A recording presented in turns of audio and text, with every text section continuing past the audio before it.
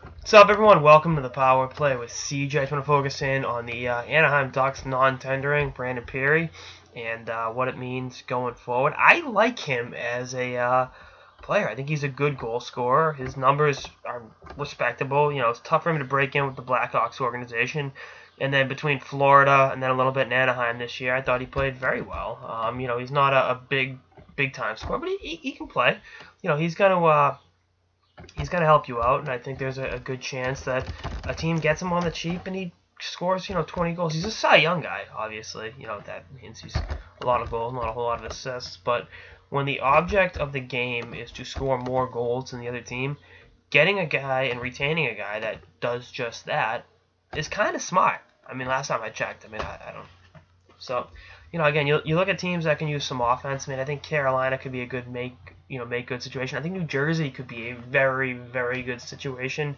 I know the management staff there has changed, but I think their organizational philosophy has always been reclamation project. Even like bringing in Jordan Tutu on a professional tryout a couple of years ago. They've always kind of done stuff like that, and I think getting Pirri on a 1-year deal for not a whole lot of money, I think it makes sense. Likewise with Nashville, and again I said Nashville's going to be in on Vanek because they love reclamation projects. And you know what? It's funny. I want to totally rule out Chicago where he come up because they need some depth forwards on the cheap, and I think Pirri could be looking at going back there on a short money deal to help compete and be a decent option on a good team.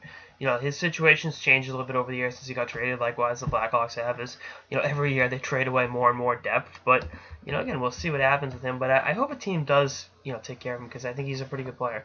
I liked him when he was playing college hockey at RPI. I thought he was, going to be a pretty good NHLer. And, he has been a decent NHLer. So, we'll see how it all shakes itself up. But if you can get this guy on the cheap, then I would highly recommend doing so because you can help your team. Anyway, that's all I got in this episode of the Power Play with CJ. Stay tuned for more episodes throughout the off season and beyond. Later, guys.